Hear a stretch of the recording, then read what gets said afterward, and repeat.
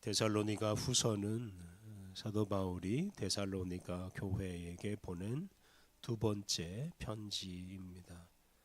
데살로니가 전서에서 사도 바울은 예수님이 반드시 오시고 예수님이 오시기 전에 죽은 사람들은 예수님이 오실 때 부활해서 다른 사람들보다 먼저 예수님을 영접할 것이라고 말했습니다.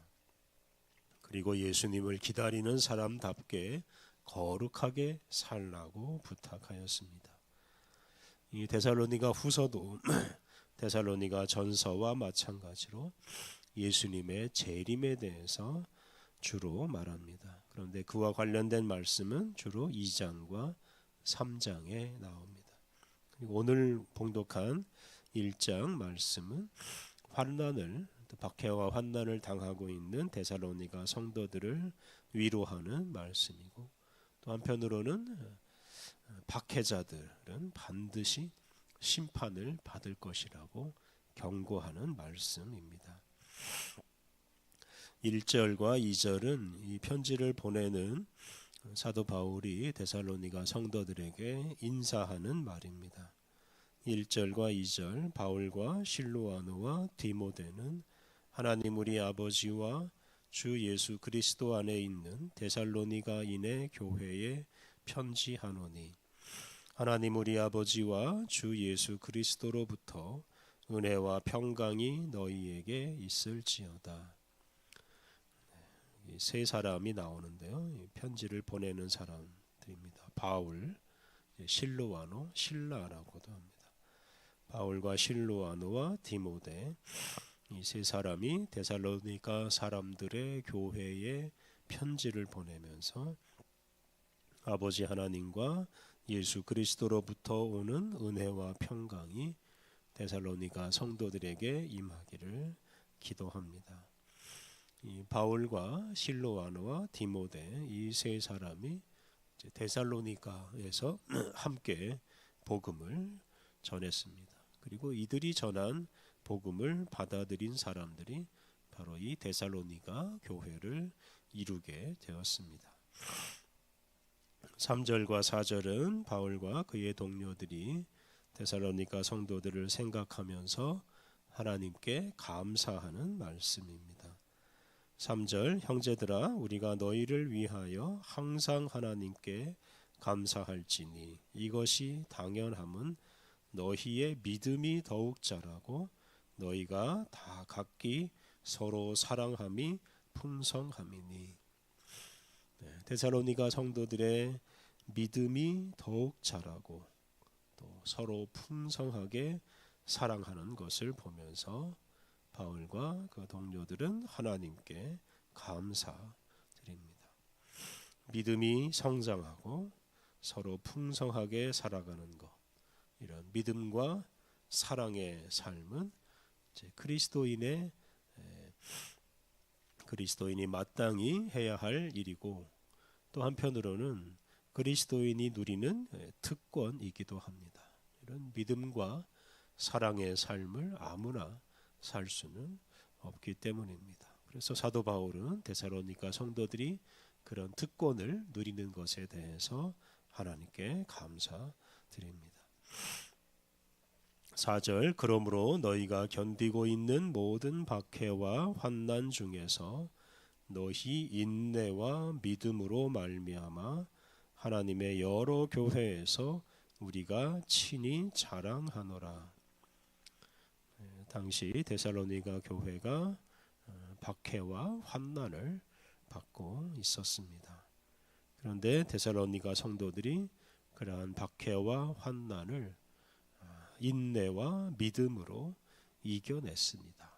사도 바울은 그것을 또 그러한 데살로니가 성도들을 자랑스럽게 생각합니다.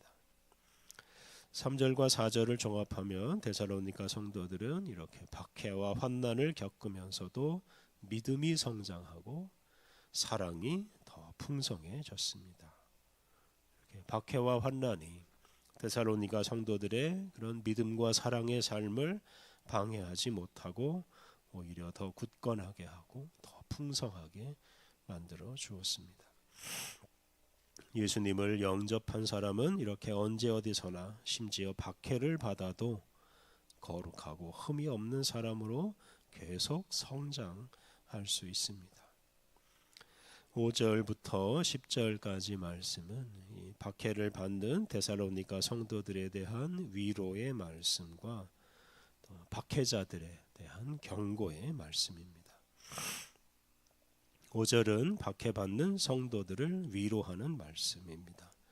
5절 이는 하나님의 공의로운 심판의 표요 너희로 하여금 하나님의 나라에 합당한 자로 여김을 받게 하려 함이니 그 나라를 위하여 너희가 또한 고난을 받느니라. 이는 하나님의 공의로운 심판의 표다라고 했는데 여기에서 이는 이란 이 단어는 박해와 환난 중에서도 믿음이 자라고 사랑이 풍성해지는 것을 말합니다. 하나님은 살아계셔서 박해와 환난 속에서도 당신의 백성을 지키시고 당신의 백성들이 하나님 나라에 합당한 사람으로 자라가게 하십니다. 이렇게 박해와 환난이 성도들을 망가뜨리지 못하게 하십니다. 이것이 바로 하나님의 공의로운 심판의 표입니다. 박해와 환난이 성도들을 망가뜨리지 못하게 하는 것, 이것이 바로 하나님의 역사입니다. 하나님은 고난을 통해서 성도들을 성숙하게 하시고 하나님 나라에 합당한 사람이 되게 하십니다. 그러므로 성도들은 바로 그 하나님의 나라를 위해서 고난을 받는 것입니다. 고난을 받을수록 성도들은 하나님 나라에 더 가까이 가고 하나님 나라에 더욱 합당한 사람이 됩니다. 그러므로 고난을 두려워하거나 피하지 않아야 합니다. 6절과 9절에는 이렇게 성도를 박해하는 사람들에 대한 경고의 말씀이 있습니다. 6절과 7절 너희로 환난을 받게 하는 자들에게는 환난으로 갚으시고 환난을 받는 너희에게는 우리와 함께 안식으로 갚으시는 것이 하나님의 공의시니 주 예수께서 자기의 능력의 천사들과 함께 하늘로부터 불꽃 가운데 나타나실 때에 박해하는 사람, 성도들로 하여금 환난을 받게 하는 사람에게는 환난이 임한다고 경고합니다. 반면에 박해와 환난 속에서 살아가는 사람들에게는 안식을 주신다고 말씀하십니다. 이것이 바로 하나님의 공의이고 특히 예수님께서 다시 오실 때 이루어질 일입니다. 예수님이 다시 오실 때 박해와 환난을 받는 사람들은 영원한 안식에 들어갈 것입니다. 그러므로 이렇게 박해하는 사람이 복받은 사람이 아니고 오히려 박해를 받는 사람이 더 복된 사람입니다. 8절과 9절은 하나님을 모르고 복음에 순종하지 않는 사람들에게 형벌이 내릴 것이라고 경고합니다. 8절과 9절 하나님을 모르는 자들과 우리 주 예수의 복음에 순종하지 않는 자들에게 형벌을 내리시리니 이런 자들은 주의 얼굴과 그의 힘의 영광을 떠나 영원한 멸망의 형벌을 받으리로다. 하나님을 모르고 예수 그리스도의 복음을 무시하면서 성도를 박해하는 사람은 주님의 얼굴을 뵙지 못하고 주님의 힘의 영광으로부터 멀어져서 영원한 멸망의 형벌을 받을 것이라고 경고합니다. 주님의 힘의 영광을 가까이 하지 못하는 사람, 그 사람은 주님의 영광의 힘을 얻지 못하는 사람이고 주님으로부터 점점 멀어지는 사람입니다. 그런 사람은 영벌에 떨어지고 맙니다. 이것이 박해하는 사람의 운명이라고 할 수 있습니다. 10절 그날에 그가 강림하사 그의 성도들에게서 영광을 받으시고 모든 믿는 자들에게서 놀랍게 여김을 얻으시리니 이는 우리의 증거가 너희에게 믿어졌습니다. 10절 마지막 부분에 우리의 증거가 너희에게 믿어졌다라고 했는데요. 이것은 데살로니가 성도들이 바울 일행이 전한 증거, 즉 예수님의 복음을 믿고 받아들였다 하는 뜻입니다.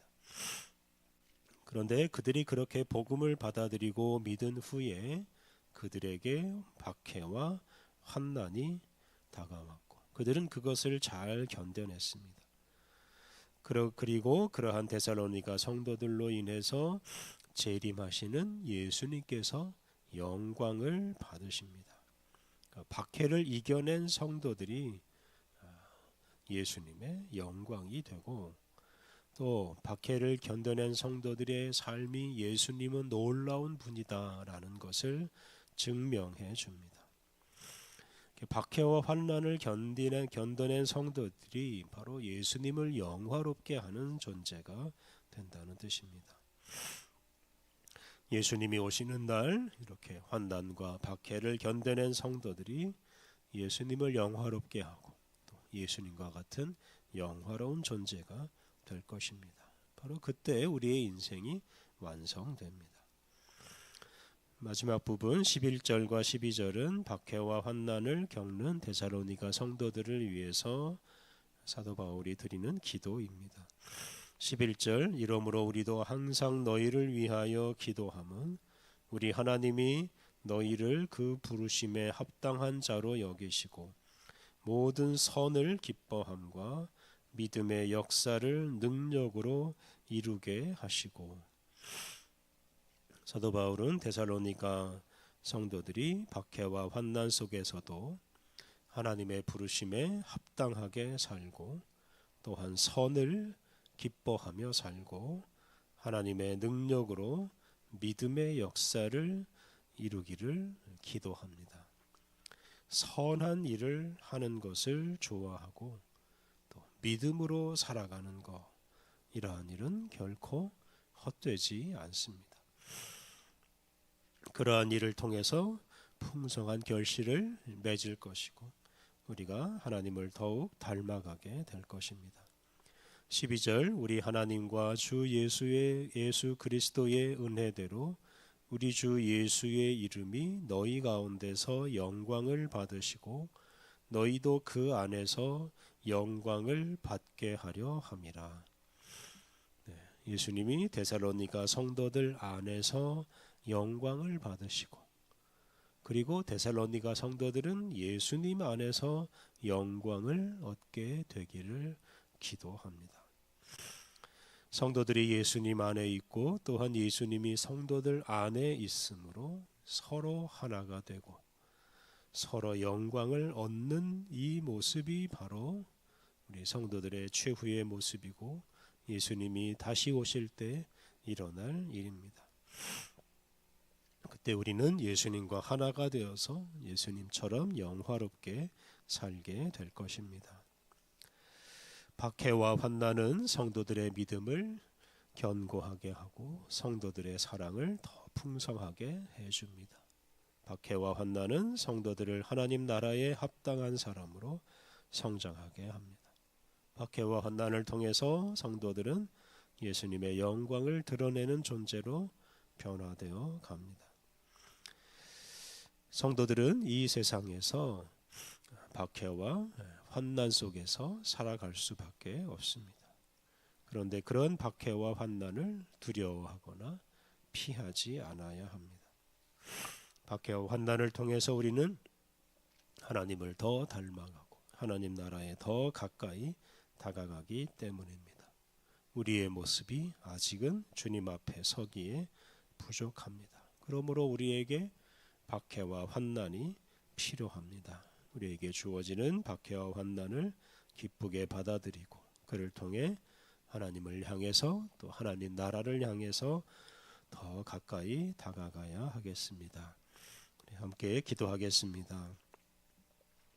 하나님, 예수님을 믿음으로 우리에게 주어지는 박해와 환난을 두려워하지 않게 하옵소서. 박해와 환난을 통해 우리의 믿음과 사랑을 성장하게 하시는 주님의 뜻을 따라 기꺼이 박해와 환난을 받아들이며 살게 하옵소서. 박해와 환난을 통해서 우리가 주님께 날마다 더 가까이 나아가게 하옵소서. 은혜가 풍성하신 하나님, 우리에게 새로운 날을 주시니 감사합니다. 온종일 주님과 함께 거룩한 일을 하며 살게 하옵소서. 우리들이 가는 곳마다 하는 일마다 주님의 뜻이 이루어져서 우리가 주님의 영광을 드러내게 하옵소서. 오늘 모든 일정을 주님께 의탁하오며 예수님의 이름으로 기도드립니다. 아멘.